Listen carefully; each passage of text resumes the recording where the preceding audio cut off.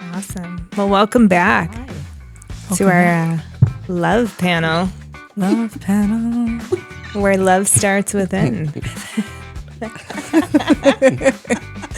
Today we're talking about self-love after being in long-term survival mode. I'm here with all my friends. Brutal. Let's go deep. Yeah. Bam. Bam. Right there. All right, let's break it down. So our first question today is, what does it mean to let go without losing yourself? Losing sight of yourself, your values. And what are we letting go of? Who wants to start? I think when it means to let go, when I think of letting go, I think of letting go the unnecessary burdens. Yeah. You know, the burdens that we put on ourselves because we're our own worst critic. Absolutely. Yeah, that's what comes to mind first. What do you feel like you've been carrying in terms of burdens? Me personally, I feel like I've been carrying the responsibility to be the one that made it. Ooh. You know, It's heavy. Wow. and it's like 100% self-imposed, but it's definitely something that's like, hey man, you got to turn it around because you're the one that's got to, you know what I mean? Yeah. So And you have a kid. So it's like there's this added, you know? Like, I think we went over this and far from that. But yeah, you know, it's always felt like that. It's felt like that since I moved out, you know? yeah. It's just like, oh, you know, you got to make sure you can't screw this up, dude. You know? Yeah. But it's also been, something that's helped fuel me too. Well, yeah, I think it releases your parents in their own trauma in different ways if you succeed, right? Like, oh, we've done something good and right. Yeah. So it's deeper than that. I win, everybody wins. Yeah. Wow. That's a big one, though.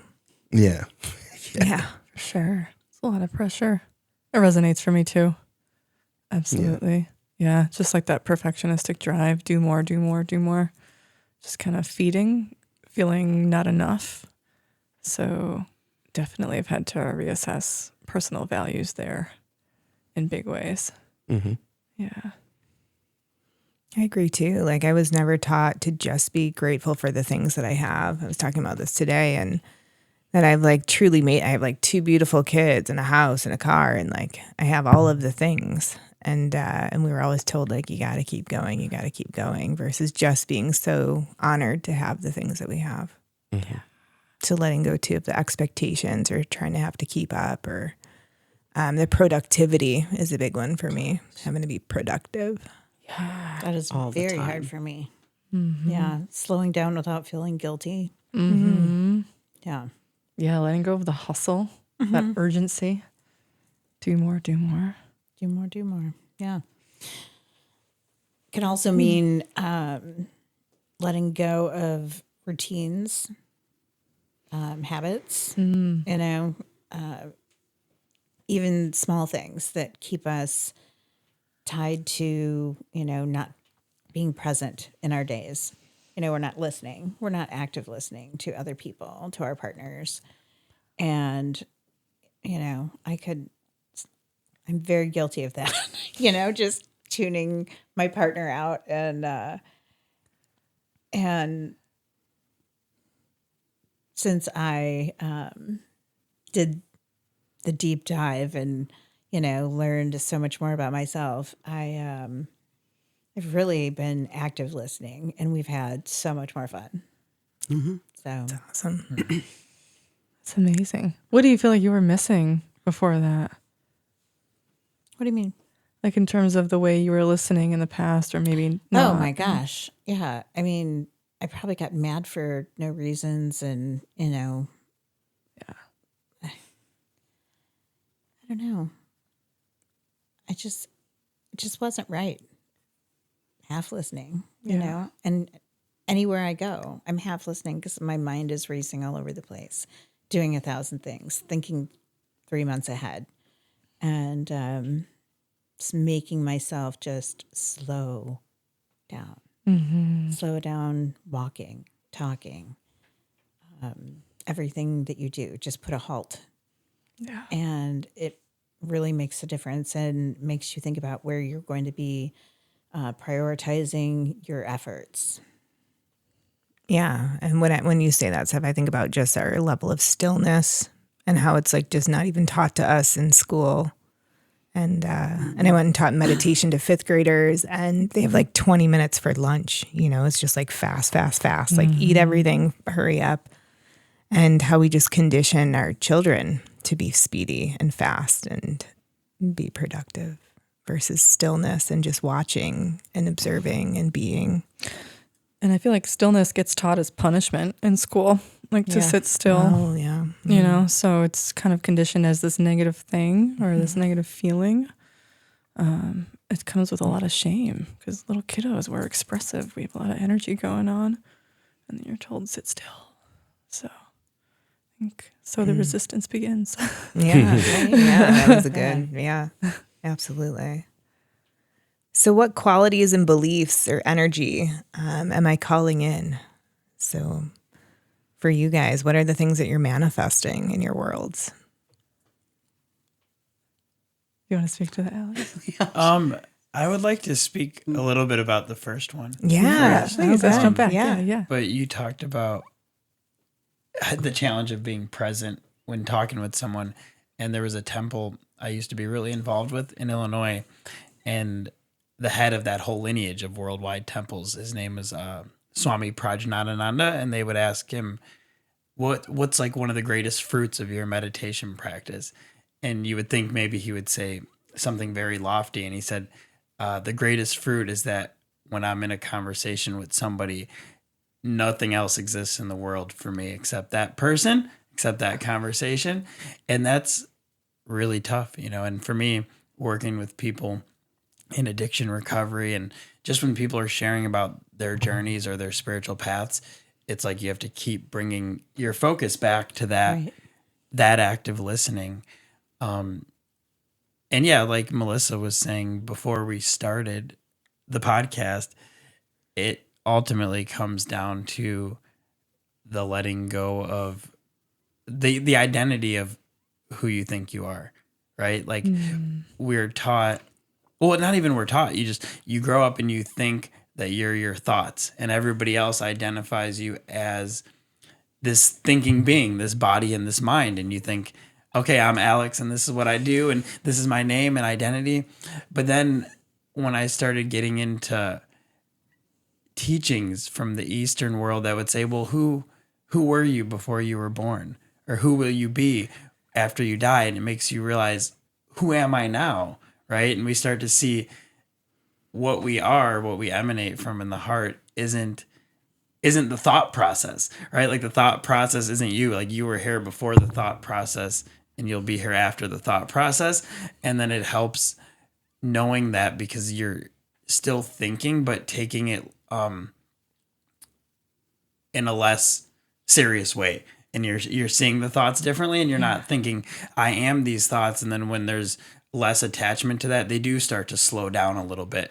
And then I get caught in the delusion of the thinking for a little while. And it's like, oh, I got to do this and this.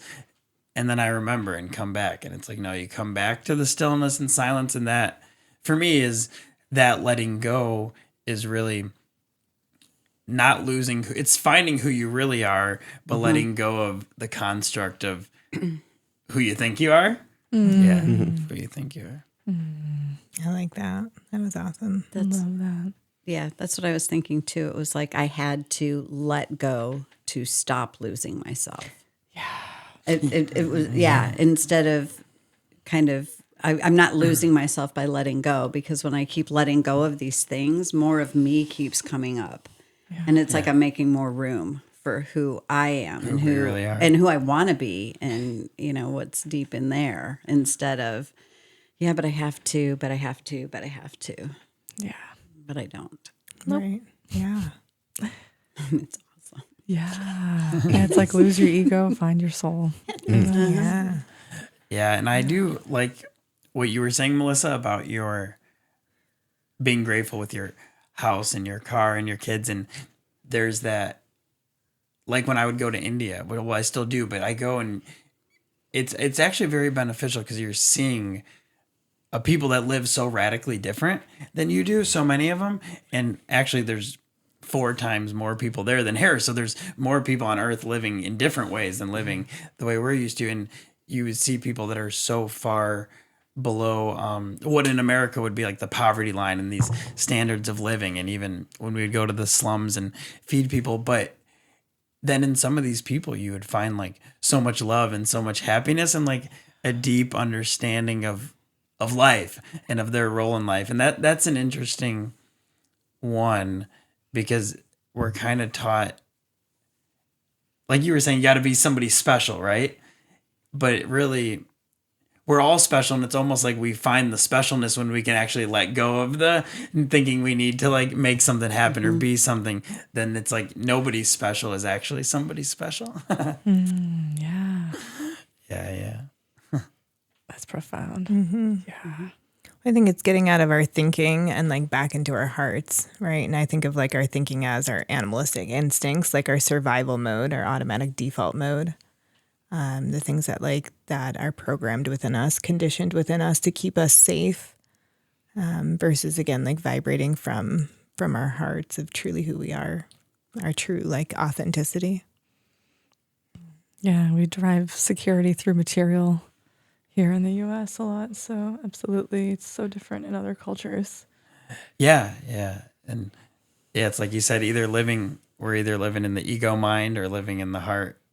And it's interesting when you look at it, because I always like to think about, which I was told once, everybody from any religion on earth, any person, like when you say I, or when something touches you, you touch your heart. Like we know that it's in the heart, right? You don't say like, oh, that touched me and rub your forehead or something. You touch your heart. So it's like, we're really that, not the thinking mind that we think we are. And that's just like an emanation coming out of the heart. And then even when we go to sleep, it's like that emanates back down into the heart, and there's nothing. And then we wake up and it's like, I got to do this again. I got to do that. And I've also struggled with what you were saying, when you're in a cycle like of busyness and achievement, and then letting yourself just be. Like I think Eckhart Tolle says, we're a human being, not a human doing. And there's the mind gets programmed like, oh, I have an hour. What should I be accomplishing in this hour? You know, and for me, it becomes through spiritual practice like a lot easier to keep coming back to myself the more and more I practice. But like right now, I'm in tax season. I work on taxes and busy with these other things. So when I do have a little bit of free time, it's tough because I'm thinking like, oh, I should be doing another tax return, you know, that kind of thing. But I do think with sustained practice, if we keep bringing our awareness back, those times of forgetting get shorter and we remember quicker. So instead of being unconscious for your whole life or for years or months and months, it might be a couple minutes or a couple hours or a couple days, and then you can remember and come back. I think it's also easier to keep, obviously, in community. Like the more that we're with conscious people or people who are on a healing journey or a spiritual path or a vibrational level, like that, we attune to that, and it's easier for us to stay present and stay within our hearts. Yeah. I would agree with that. Yeah. Sorry. I would agree with that. Yeah. I think, I study a lot in Buddhism and in the East, and satsang or sangha, the names of spiritual community are considered, like in Buddhism, one of the most important things. Like they say the Buddha, the Dharma, the teachings, and the sangha, the community, because like you said, that's how we remember, and that's how we learn, and how we grow, and how we reflect each other. And really, there's such a purity. Like there's almost nothing more special than friendship and relationship in that way. Yeah. So true. So true. Yeah. I know. I feel like last May I was meditating on that and just, I want my sangha. And like, here you all are. So yay. Yeah. So maybe this question should have been, what do I need to let go of to find myself? There's a quick, right? I know we might move on. There's a quick story though that came to my mind. Sure. So there's a famous story in India, in the Hindu religion, of Ram, who's incarnation of God, like incarnation of Vishnu, and Hanuman, who's the monkey god.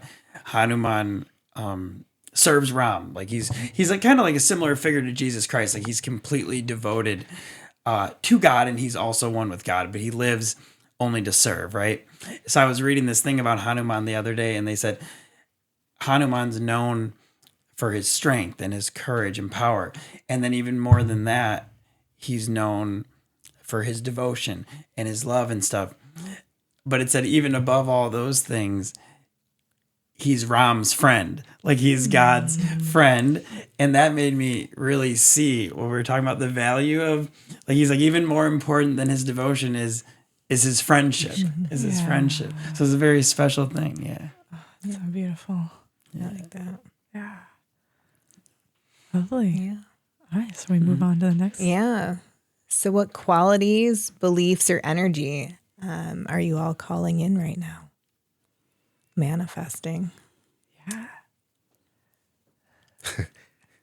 It's funny. The other day, I was talking to someone, and he was like, "Hey, man," he's like, "Once you realize that it's all bullshit, you'll be okay. Yeah. Then you'll get it." Yeah. And that was one of the things. I mean, not that like everything is bullshit, but just like the concept that it's bullshit to believe that it's not possible or out of arm's reach. You know. Yeah.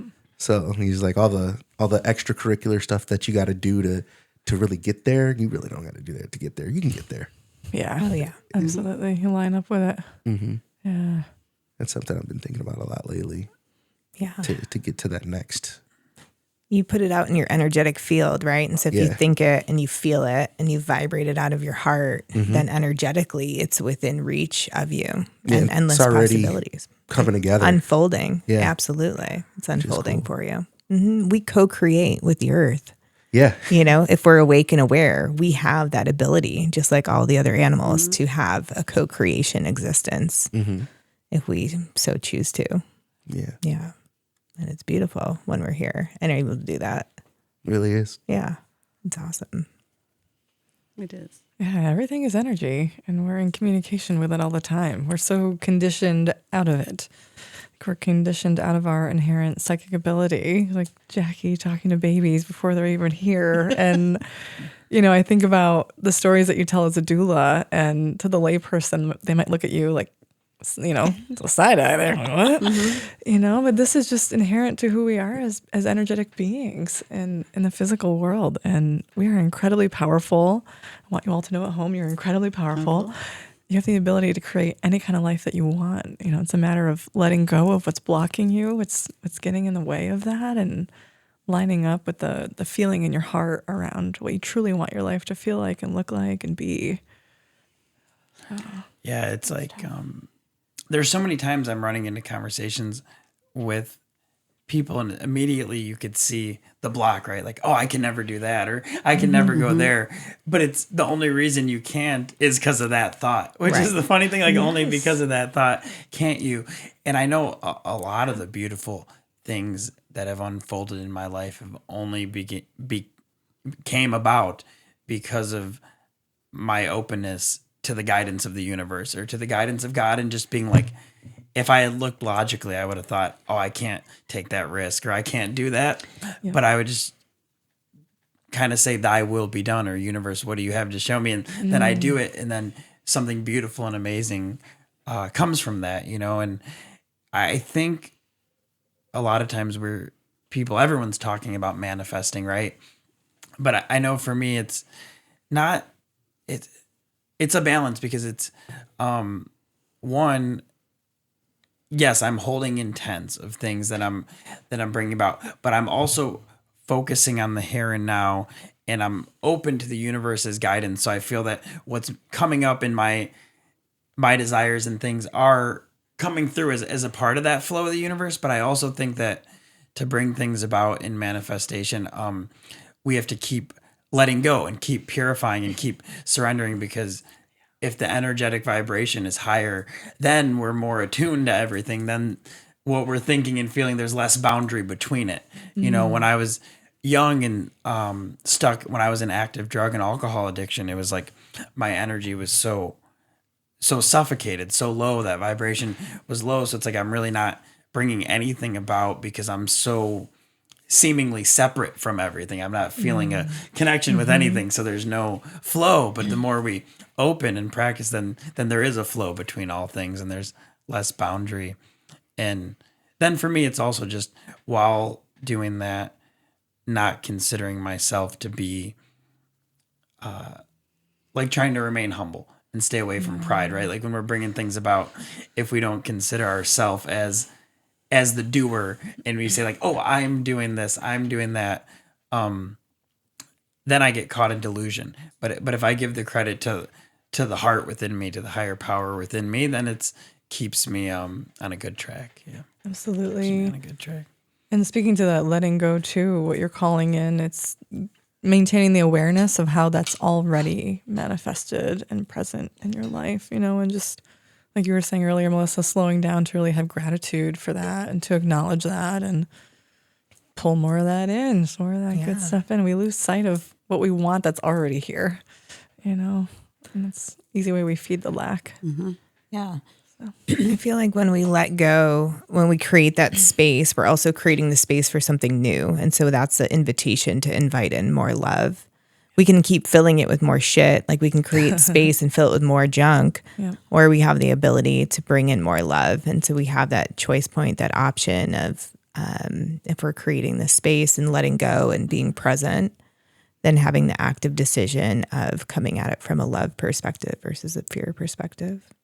You're a genius. Yeah, because really what you want to bring in is love, right? Right. And you could bring in all this other stuff, and then you're like, woohoo, and then you're just stuck with that. And then it's just more. It's about more stuff you expansion. don't want to be stuck with. Right. We're trying to expand the love within us to expand our energy, which then we have more access to energy around us. Yeah. I think in the past I had to be conscientious of calling in what would aid my evolution as opposed to reinforce unworthiness.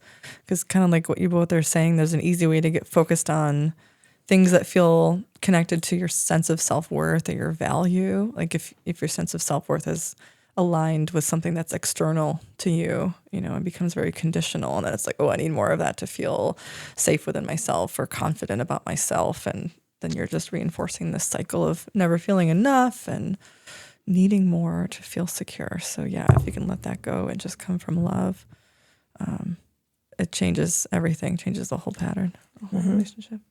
Yeah. Yeah, I've been telling people to assume good intent. When people get mad at me and I'm like, what, hold on, assume good intent. Like, just because I used to do that doesn't mean that I'm going to do it forever. Right. People grow, people change, and assume good intent, and I will do the same. And I think that just putting that out there and having that become the new normal in your relationships, you just see a lot more from your friends, from your loved ones, and makes a big difference. Yeah, someone told me recently, she said I should try to start seeing green flags instead of red flags everywhere because you're painting your own universe, right? Like with your perception and projection. And I remember there was a man much older than me that I was friends with years ago. He actually helped me in the beginning of my addiction recovery, but because of his mind, anywhere you went with him, everyone he met, he thought was trying to rob him or rip him off, right? And like, I'm not seeing this at all, but that's his own, we're creating our own universe, right? Or if you're looking for love, then that's what you're seeing everywhere. Yeah, not that you will do it perfectly, but and life's too short. It's like, we're not going to be here for that long. And as far as manifestation too, it reminds me, really though, because yes, in my life, I have all the things that I kind of thought about and intended some years ago. But really all that matters is my moment to moment consciousness, right? Because I could also have all those things and still be caught in delusion. So really what's mattering the most isn't even what other people are seeing me do or what I'm achieving or any of it, but the love within my heart and self, and what is my moment to moment consciousness and experience is really what matters the most. Yeah. Because all we have is this moment. But I do like to remember, which I learned a lot in Buddhism, like why they focus so much on impermanence, because impermanence is having you see the priorities and the preciousness of life. And like you were saying, Stephen, like it's having you see what doesn't matter too. It's having you see what doesn't matter. And a lot of the stuff we get so caught in, even if you think a month later, you won't even remember what it was about. So it's like, then it's like right now I should also remember that. But it's hard because of our attachments and aversions, like the things that catch us and get us stuck. And I think the more we're doing self-work, inner work, spiritual work, the more those things come up to challenge you because you're trying to work on yourself. So the universe is presenting you with these like, hey, I bet you know, can you notice me here? Can you work through this? And sometimes we do, and sometimes it's too hard and it kind of buries back down and we got to face it again a different time. Yeah, it makes me think of recently was brought to some insight around you meet the same person in different bodies until you learn the lesson. Right. Oh, yeah. So, yeah, if you can stay open and awake to that. I'm a therapist. I work with a lot of clients that get bogged down and why is this still happening to me? Why are people like this? And, we want to jump to the external and blame other people for being the way that they are. But if you can go inward and consider, what can I learn here? What can I let go of? Is there a wounding here that it's being touched that I need to send love to? And then once that shifts, who are the kinds of people that you're meeting out in the world now? Are they offering you more kindness? Are people more friendly? Do you notice more smiles? You're like you said, you're painting your own universe all the time. And we can easily get tripped up in stress. I saw a pictogram recently. It was like the problem now was like this huge circle. And then like 3 weeks from now it was smaller. And then 5 years from now it's like a pea. So we really, as time goes on, it's like, oh, it doesn't matter anymore. Yeah. So. Yeah. One of the things Ram Dass I loved he used to say is when you meet people, if you're not holding them in their role, then if they want to, they have the opportunity to come up for air and be free. Like if you go meet a bank teller or the person at the post office, if you're just busy about like, that's just this person, then you're keeping you and them kind of trapped. But if you're really open, it's like, whether it's your waiter or waitress or anyone you see, you could see them bloom in front of you in such a beautiful way. And like he also said, sometimes you don't. And if they want to stay in whatever they're in, then that's okay. But by bringing that love to every situation, you see like we're all functioning in these different roles, but that that's not the deepest truth to it. And there's more to that. And you're seeing people behind their roles, which gives them like a beautiful chance to be themselves and be alive. Because a lot of people are only seeing them in a certain role all the time. And it kind of is starving them from the deeper truth in a sense. Yeah. Yeah. It's like an invitation inward. Yeah. Yeah. An invitation to explore the possibilities. Yeah. Yeah. It's cool. Awesome. We want to move on? Yeah. All right. Next question. How do I nourish the space within myself after a deep release? I think I interpreted this as emotional release, but did anyone else interpret it differently? Or? It made me remember. So it was that whole beginning part of like, let go. Like you have to let go of stuff. You have to let go of things. And you go to this really incredible experience. You have an awesome Reiki experience or a sound bath or something. And you like walk out of that. I walk out and I'm like, oh my gosh, I let it all go. Or I went to another ceremony and I wrote down all my stuff. I burned it up. The smoke went. Everything is good. And then I went home and I put the same things back into myself that I let go of. And so learning that, oh, wait, you have to decide what you're going to fill that space up with. Like you have empty space. And I never even put it together that like I need to consciously think about what I'm going to fill that space up with, because otherwise I just default back to, oh yeah, there I was again, sad and crying and whatever. And so now it's like, what's my intention? What am I taking home with me? What am I going to, how am I going to feed it? Does it need good music? Does it need a book? I need to eat better, which is always, but do I need sleep? Or do I need sleep? Yeah. Or, a walk, whatever it is, am I going to incorporate into that space that I just emptied out and cleaned out? And that, I think that was one of my hardest things was like, why do I keep doing all these ceremonies? What am I doing all this for? When I just, and then it's like, oh wait, you got to go home and do something different. I think too, Yeah. like our neural pathways, right? Like that's what you're talking about is like you're pressing an F and you want to P and there is no access because your neural pathways aren't developed. And so how to make the jump, how to make a new path, how to make a new connection. And, you know, for me, like I wasn't resourced in certain feelings. I didn't have love and like joy and happiness resourced within me as a kid. I just didn't have access. And so I know for me, like going through my awakening, it was when I was feeling good, which feels very empty to me, I had to like really resonate with other words that felt something, and I could make an anchor or a body scan and anchor those words into me that resonate. Because if you ask me and I'm having a bad day, I can give you 600 words that really feel something within me that are negative. But the positive ones just don't, they're just not anchored in. Right. And so it was about anchoring in these words that were meaningful and important and made me feel present and within myself, and that truly meant something that my body could also resonate with, because it just didn't have access to that before. I didn't have any access points. And then continuing to feed that every moment that I got. What am I feeling now? Where am I at? You know, what's going on? And if I had a past feeling come up, a past feeling of anxiety, but nothing was making me anxious, it was like, what in this moment is making me feel this way? And if it was nothing, right, then I can invite in something else. This is how I want to be feeling. This is how my body should be feeling. And this is how my body should be responding. Whatever I'm feeling is residual. It isn't mine currently. It's something from the past. And then gradually was able to make a shift into more presence. And those are like, for me, those are ongoing, constant conversations during the day, because I was so embedded with the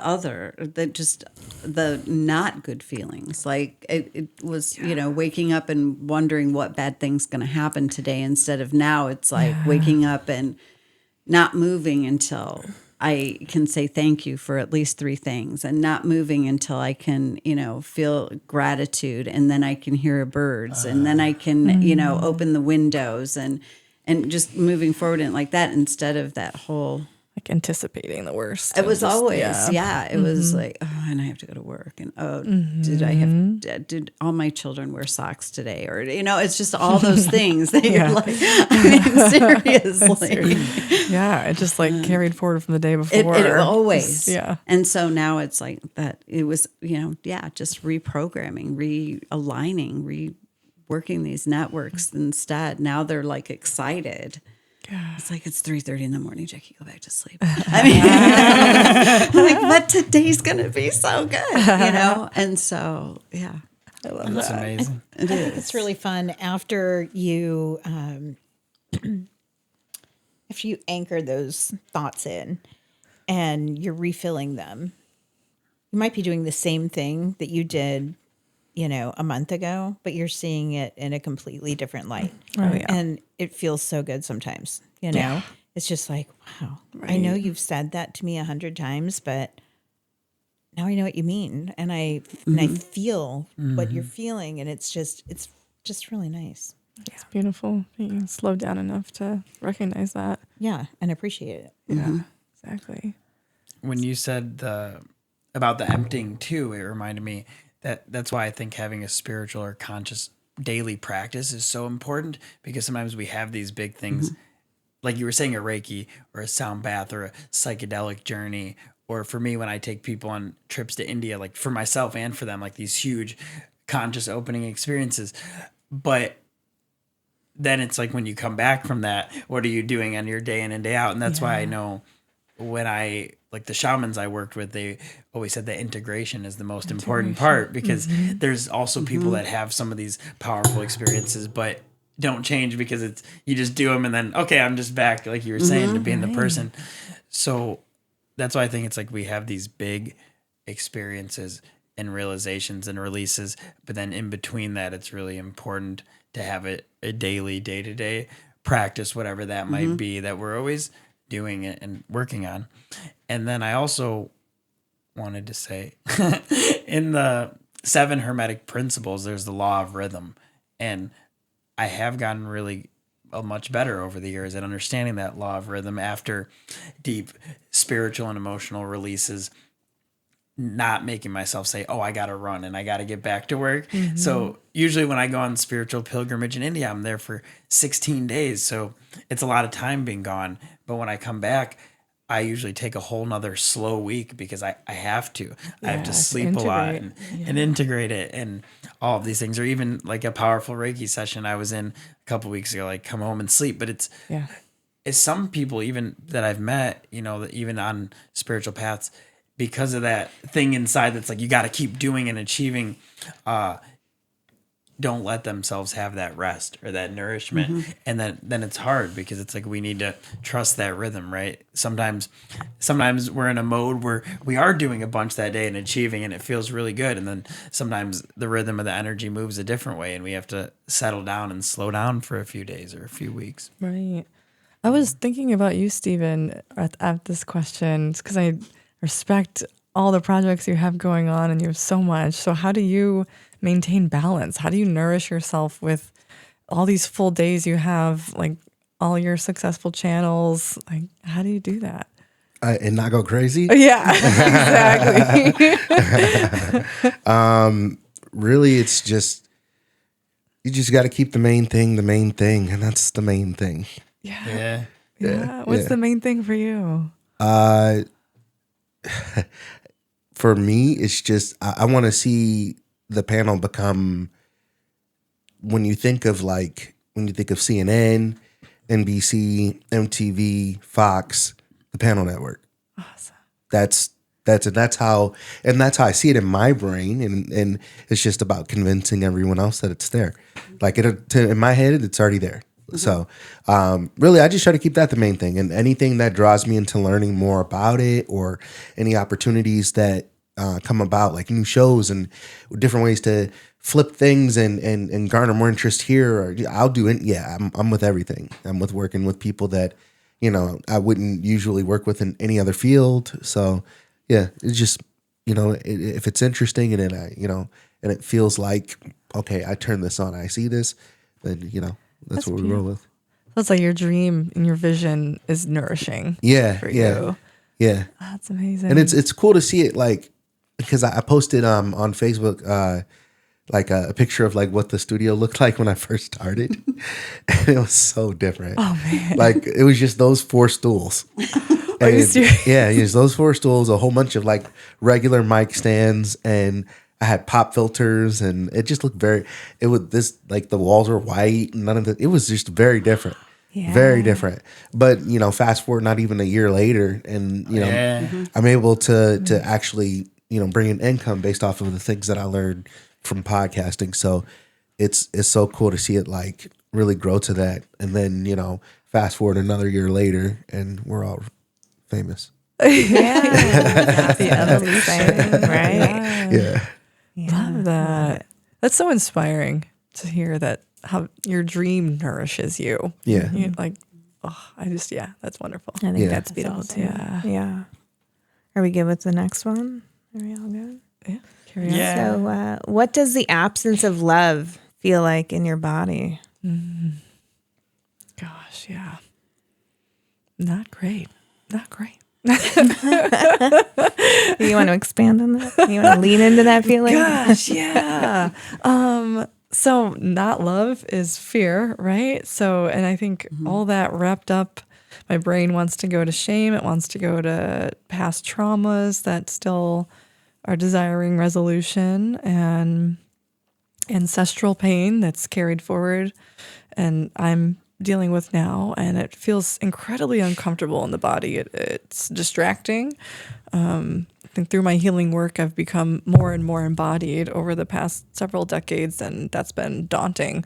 For the bulk of my experience, I lived up here, and this is what we're conditioned to do, as you said earlier, Alex. Our thinking minds are rewarded for complex thought. We're not rewarded for how are you feeling? How's your body doing? What'd you do about that? How's that going? You know, this isn't the dialogue. So getting more embodied made me really aware of the lack of love in my nervous system, and it was just constantly bracing.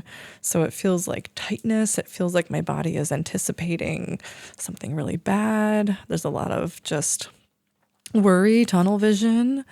I get withdrawn. I become more insular. I feel overwhelmed. So yeah, it doesn't allow me connection. It doesn't allow me openness in terms of being more vulnerable with others. I clam up a little bit and want to process alone before I feel like, okay, this is what's going on. So yeah, it's painful. Absolutely painful. Yeah.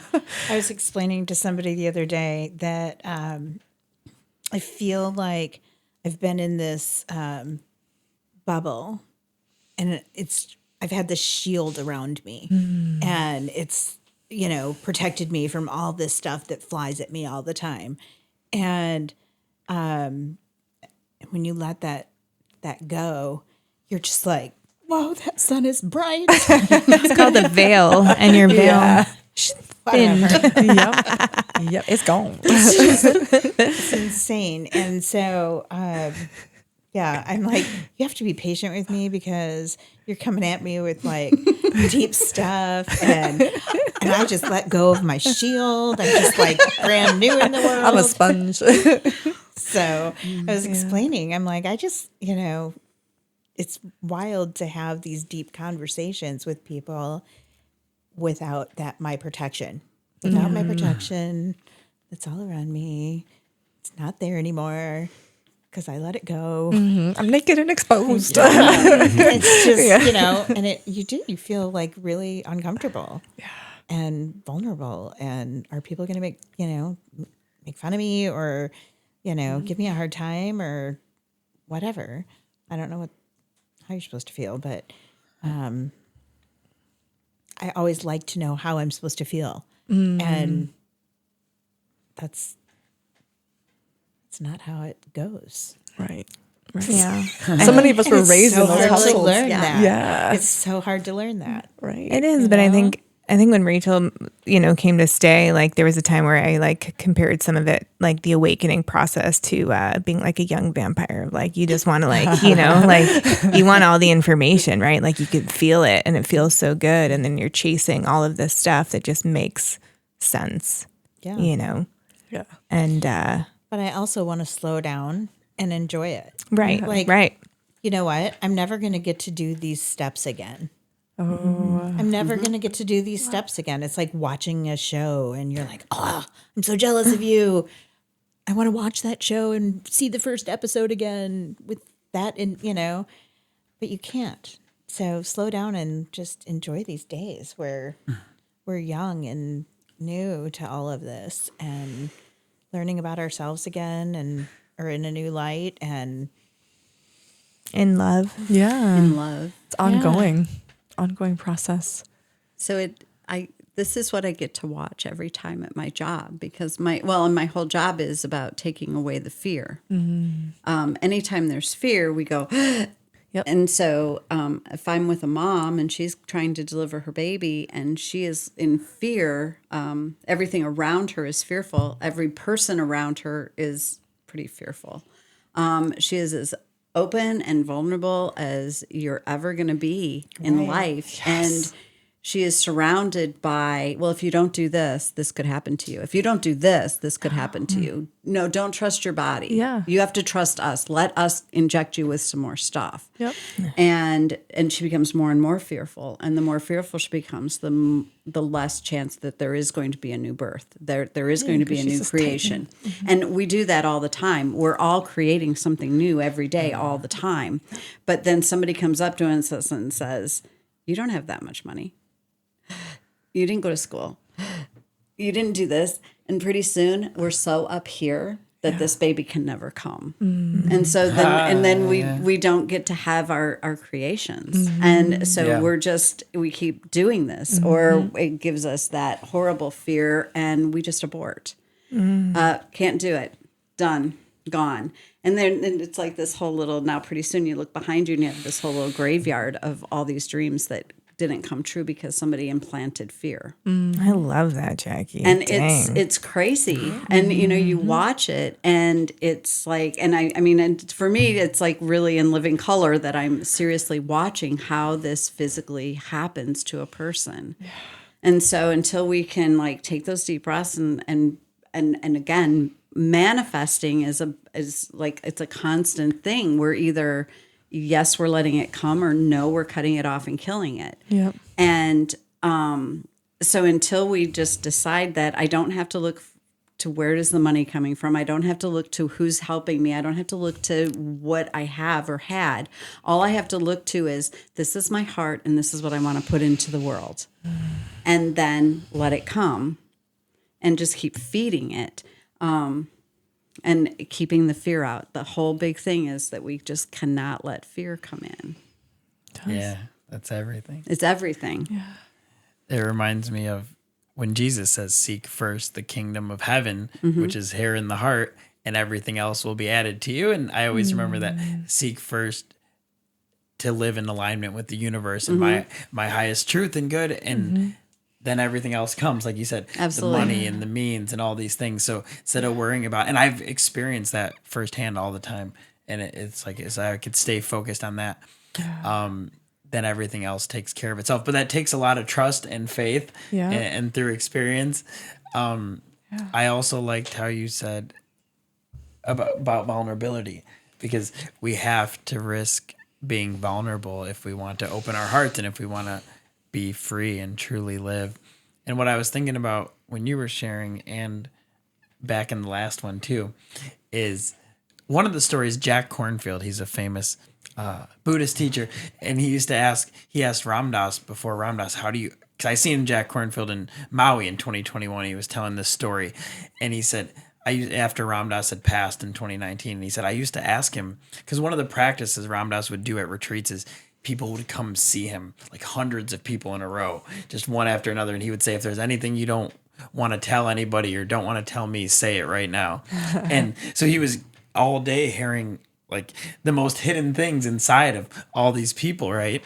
And Jack asked him, how do you handle that? Like, how do you take that? He's like, he's like, you just got to take it lightly. He's like, it's just human stuff. He's like, we all have it. He's like, I just pick it up and put it down. And that's what, sometimes in the West, like we don't understand the spiritual meaning of detachment that comes from the East, because we think it means the therapy psychological term of detachment, meaning like I don't care, I'm detaching, or like what's that? But really, detachment in the Eastern sense means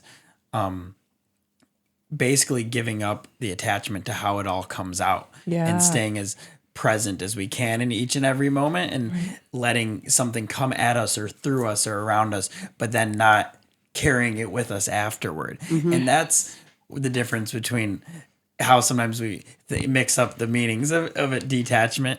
And so when I talk to people about that, sometimes in the Eastern sense, people think it means, oh, if I'm detached or give up attachment, it means then I don't care anymore. But it's actually quite the opposite. Like when we give that up, then we're fully alive and present in each and every moment, right? Then we can do what we're doing with less attachment to the outcome, the expectation, to how we want to be seen, to how we want it to look. And then we be here now. Yeah.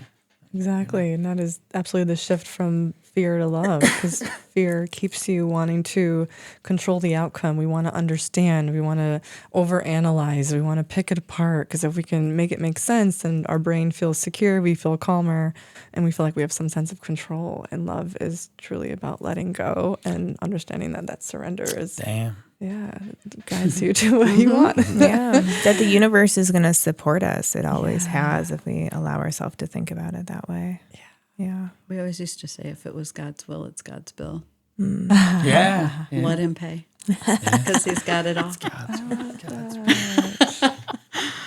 And it just, and letting that happen. I mean, it's been something that I've been concentrating on a lot lately, because there are so many moms that I want to be able to work with, and I want to be able to help. Unfortunately, they don't have any money. And I do have to support my family in some way. I mean, I do this is technically this is my job, but it's my love. And so I've really put this out there, and it's happened really big recently, and it's happened more since we came back from our retreat, where I just said, I don't care, I want this mama. This is my mom.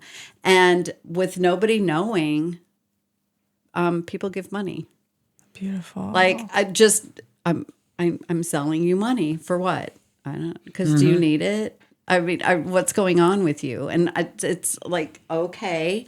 And so I've been able to take on 3 more moms. It's amazing. And I mean, it's not, there's no, I don't even know. There's no checks and balances for me. I don't care anymore. Like, I just know that today I said, thank you so much. I could pay my tax bill. Thank you so much. I could do and I'm just writing the checks and saying, thank you that it's already there. Thank you. It's taken care of. I don't really care how it gets there. And as long as I can still be standing next to her with my hands on that belly, I am happy. And that's it. And so, it's a matter of what's our perspective, like, am I doing what I want and what I need to do, and then letting the rest of the other part that I don't like to even deal with take care of itself. Right, exactly. As long as my hands are in the right place, everything else is going to fall. Truly. And you said something so poignant. Yeah.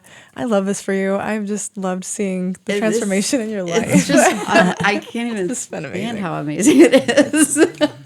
Snaps for Jackie. I know. It just keeps coming though. And it's like the flow happens. And, and just being where I'm needed. And it feels so good. Like it's like, that's where I just always want to be. I love that. Where there's change is coming. And I just read and wrote some stuff today because the grandmothers are speaking. We're tired. Yeah. We're tired of watching what our children are going through. We're tired of our children being used as a means for other people's wealth and destruction. We're coming. So if you're not in line, look out, because we're coming for you. And this is one group of women you don't want to mess with. Hell no. Nothing to lose. We ain't got none to lose. These that. are our babies. And yeah, so. I love what you said earlier. It was so poignant about speaking it out as though it's already happened. I think that's such a key component for manifestation too, and really calling in what you want, because that's directly communicating to the universe. I trust you, and to God, whoever, I surrender to you. I know that you will provide this. I have absolute conviction in your ability and your power to align with me and my heart. And I did that after the pandemic, probably 2021. I was journaling every day and journaling about what I wanted my life to look like. And thank you for already allowing this to happen. Thank you for this. Thank you for this. And then I went back probably 6 months later into the new year in 2022 and read the things I had spoken, and that they were true. They came true. They were in my life. I cultivated it. So there's something really important about that. It's just, that's trust. And it's not even because I've, especially in these last couple of weeks, I had a couple months anyway. Some things have happened that normally would have been so devastating that I would have not come out of my room for like a long time. And instead of that happening, I was actually able to flip it and see it for the other side of it, because I'm being able to say thank you to somebody that could have potentially destroyed my family, because if you wouldn't have come in and you wouldn't have caused this, we wouldn't have gotten this. And we've been, because of a change of attitude, a flip of my switch and going, this is a choice point. I'm making a choice here. I choose this, not this. And stuff's just started falling into place, like hearts opened, words came, discussions came that never would have come if this person hadn't come in and almost destroyed our lives. Only because of just looking at it on a different, flipping the pancake over or whatever. Usually I say standing on my head, because that's when I want the world to change, I stand on my head. Because then you can kind of get a better perspective on earth as it is in heaven. I don't know how to tell anybody else how that happens in my head, but And then When your I want- heart is above your head. When I want, upside when I down. want my world to change, I stand on my head and it flips it over, and my thoughts go different, and I can see the other side. But it was just a matter of like, looking at the other side, and then it's like, how do you even tell somebody, we're going to go say thank you to this person who could have just totally wiped us out, because now we stopped and we talked and we listened and we just did a lot of stuff. So, yeah. Ram Dass used to say, when you realize that suffering is grace, which is kind of what I got from what you were saying. He's like, you feel like you have a cheat code to the game. Yeah, I know. That's exactly. Yeah. I was like, I would agree with that. Yeah. I feel like somebody gave me the cheat code, because I can just. Yeah, it's like it comes and then it's tough, but you see how that was necessary to happen, and how that suffering brings us closer to God, closer to the universe, closer to our true selves and to others. And that is really the use of suffering, where when we don't understand that, when suffering comes, we just kind of hate it and try to run away from it. And we're like, this sucks. Right. But the more conscious we get, we can actually transform it and see how it purifies us. And there's this Rumi poem, who's a very spiritual, mystical Sufi poet who I love, but he talks about I love Rumi. Yeah, he's so amazing. And I wish I could quote the whole poem, but he talks about a chickpea coming up from the garden, and he's like, it's getting cooked and the guy has to bash it down and bash it down. But he's talking about the work of how God does these things to form you into what you are, like to carve you into what you are. And there was a really great yogi, Yogananda, wrote a book called Autobiography of a Yogi. I don't know if you guys know, but one of the most iconic, like I think the second biggest selling spiritual book ever, behind Eckhart Tolle's Be Here Now. But he went to India, and he was from India, but when he went back, he met Ramana Maharshi, who was a very great saint in India, considered an enlightened being, and he asked him about suffering, and he said, why is there suffering in the universe? And he said, suffering wakes people up to their creator, like wakes people up. And he said, but couldn't it be a different way? And he said to him, he just looked at him and said, this is the way. And there's such deep wisdom in that, because as much as we'd like to say it's wrong or fight against it or say, why did God make it like this?